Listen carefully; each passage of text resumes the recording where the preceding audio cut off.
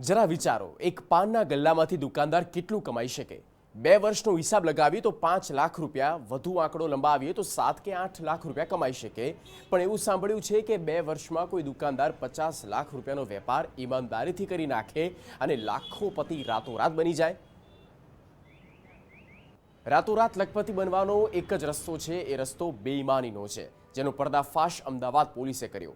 શહેરના બહેરામપુરા વિસ્તારમાં આવેલી દેવાંશી પાન પાર્લર પર પોલીસે ચોક્કસ બાતમીના આધારે દરોડા પાડ્યા, જ્યાં દુકાનદાર પાન પાર્લરની આડમાં નશાનો કારોબાર પણ કરતો હોવાનું ફલિત થતાં પોલીસે કફ સિરપની દવાઓ સાથે પાર્લરના માલિક પંકજ ડાંગરની ધરપકડ કરી છે. પોલીસે આરોપીની 10 દિવસ પહેલા ધરપકડ કરી રિમાન્ડ માંગ્યા, જે મંજૂર થતાં ચોંકાવનારી વિગતો સામે આવી. આરોપીના માત્ર ગેરકાયદેસર રૂપિયા કમાતો, બલકે લાખો રૂપિયાનો આયકર વિભાગે ચૂનો લગાવતો હતો અને રિટર્ન ફાઇલ પણ નહોતો કરતો. એક નાનકડા પાન પાર્લરમાં આરોપી દરરોજની 1000 બોટલ સિરપની વેચતો.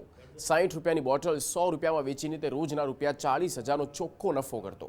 પોલીસની પ્રાથમિક તપાસમાં ઘટસ્ફોટ થયો કે આ કફ સિરપની બોટલો બાવળાની JVR એન્ટરપ્રાઇઝ નામની કંપનીના બિલથી વેચાતી હતી.